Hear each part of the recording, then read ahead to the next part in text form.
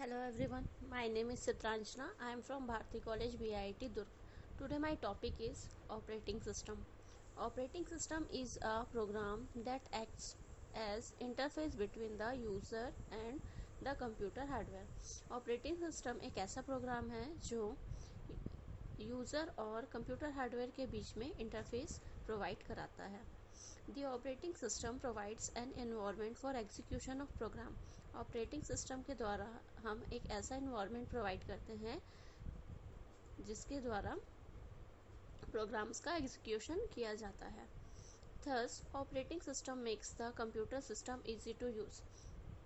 और जो हमारा ऑपरेटिंग सिस्टम है वो कंप्यूटर सिस्टम को यूज़ करने के लिए हमें ईजियर वे प्रोवाइड करता है.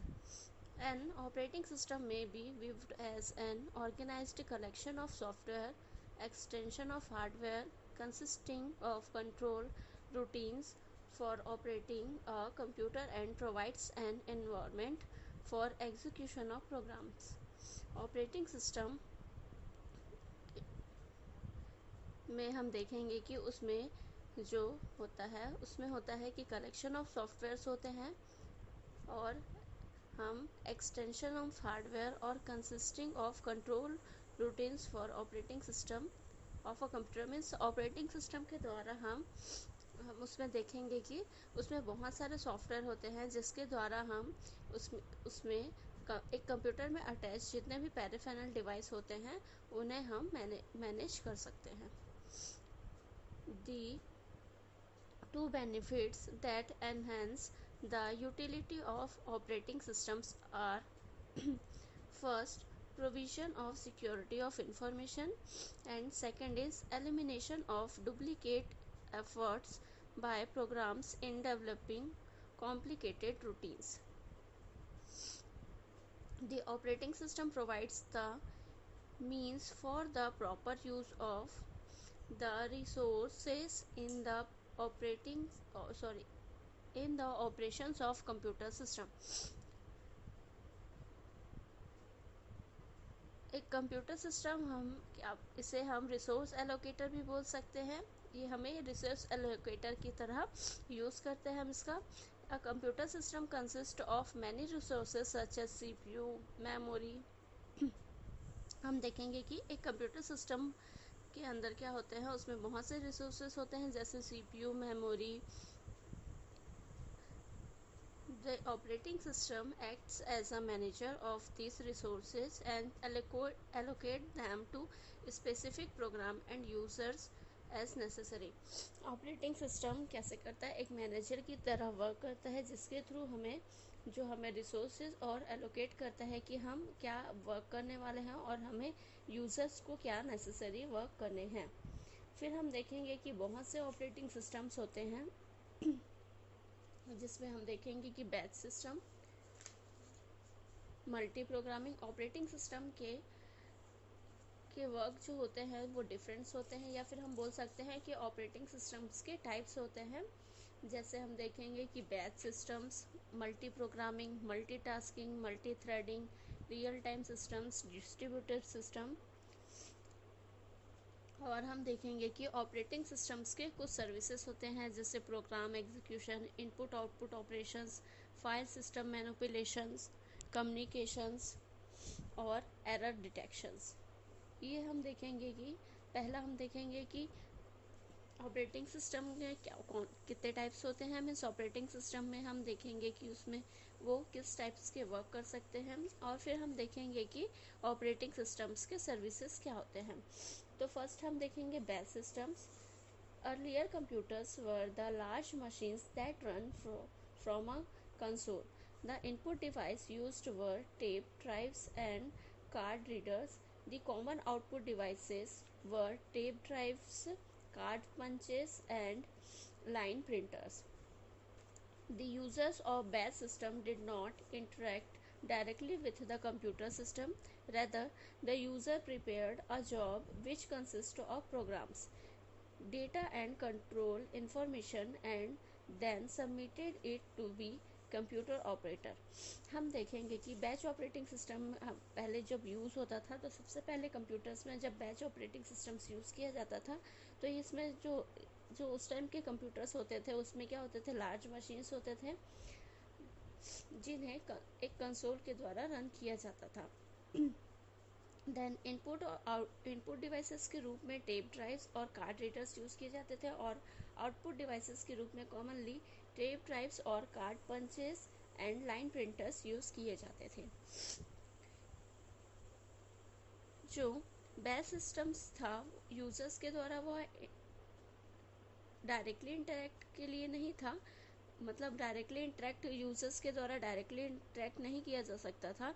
यूजर्स प्रिपेयर एक जॉब प्रिपेयर करते थे जिससे कंसिस्ट करके प्रोग्राम और डेटा और कंट्रोल इंफॉर्मेशंस को सबमिटेड किया जाता था जो कंप्यूटर ऑपरेटर होते थे उन्हें। The job prepared would be in the form of punch cards. After sometimes perhaps minutes, hours or days, the output prepared. उस टाइम के जो प्रिपेयर किए जाते थे वह पंच कार्ड के फॉर्म में प्रिपेयर किए जाते थे और कुछ समय के बाद कुछ मिनट्स या फिर आवर्स या डेज के अकॉर्डिंग वो उसका जो होता था वो आउटपुट प्रिपेयर्ड होता था। Then the working of operating systems in this early computers was very simple. They transfer control automatically from one job to the next and the operating system was always present in the memory. The main drawback of batch system is the lack of interaction between the user and the job. जो batch operating system था उसका जो सबसे main drawback था वो यह था कि वो यूज़र और जॉब के बीच में डायरेक्टली इंटरेक्ट नहीं हो पाता था, जिसके कारण उसे एग्जीक्यूशन में प्रॉब्लम्स आते थे। In this types of system the CPU often idle, और सीपीयू जो होता था वो बहुत ही समय तक आइडल हुआ रहता था या फिर बोल सकते हैं कि हम वह खाली हुआ करता था, प्रॉपरली वर्क नहीं हो पाता था। नेक्स्ट हम देखेंगे multi programming. Multi programming technique is the technique of running several programs at a time using time sharing. इसमें टाइम शेयरिंग का यूज़ करके बहुत से प्रोग्राम्स को एक साथ रन किए जाते थे। It allows a computer to do several things at the same times, means same time पे हम मल्टीपल प्रोग्राम्स को रन कर सकते थे। Multi programming creates logical parallelism. The concept of multi-programming is that the operating system keeps several jobs in memory simultaneously. The operating system selects a job from the job pool and start executing a job. When the job needed to wait for any input-output operation, the CPU is switched to another job. So the main idea here is that the CPU is never idle. Multi programming operating system का use करने से एक सबसे बड़ा ये फ़ायदा हुआ कि सीपीयू जो था वो आइडल नहीं हुआ करता था, वो प्रॉपरली वर्क किया करता था। जैसे कि जब कोई जॉब को ऑपरेट किया जाता था या एग्जीक्यूट किया जाता था तब वह क्या करता था, अगर उस जॉब को किसी इनपुट या आउटपुट ऑपरेशंस की और ज़रूरत होती थी या वेट करता था वो, तब क्या करता था, जो सीपीयू होता था वो अनदर जॉब में स्विच कर जाता था। देन नेक्स्ट है multitasking. Multitasking is the logical extension of multi programming. The concept of multitasking is quite similar to multi-programming, but difference is that the switching between jobs occurs so frequently that the user can interact with each program while it is running. This concept is also known as time sharing system. A time shared operating system uses CPU scheduling and multi-programming to provide each user with a small portion of time share. Multitasking जो था वह multi programming logic को ही extend किया गया था। इसमें यह था कि जब मल्टी प्रोग्रामिंग में एक जॉब से दूसरे जॉब में जब उसमें स्विच किया जाता था तब उसमें फ्रिक्वेंटली स्विचिंग ना होके क्या उसमें जो था उसमें यूज़र का इंटरेक्शन ऐड किया गया, जिसके कारण जो था कि इसे टाइम शेयरिंग सिस्टम भी कहा गया कि हम किस जॉब को कितना टाइम प्रोवाइड कर सकते हैं और यह एक स्मॉल पोर्शन हुआ कि हम इसमें टाइम शेयरिंग सिस्टम भी ऐड कर सकते हैं। नेक्स्ट है multi threading. An application typically is implemented as a separated process with several threads of control.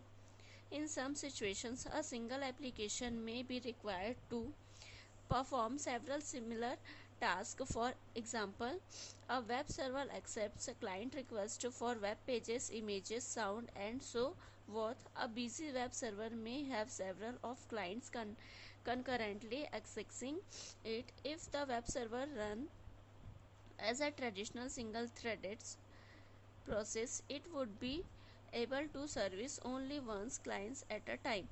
The amount of time that a client might have to wait for its request to be several could be enormous, so it is efficient to have one process that contains multiple threads to save the same purpose.